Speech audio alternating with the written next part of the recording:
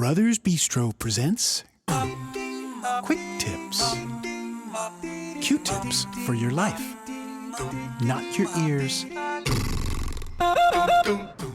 Hey there, Brothers Bistro! and we got a quick tip for you. That's right. I'm going to show my brother how to put a trash can liner in a trash can. Foolproof. Well, not foolproof because he's going to do it his way. I know how to do this. This is easy. Watch.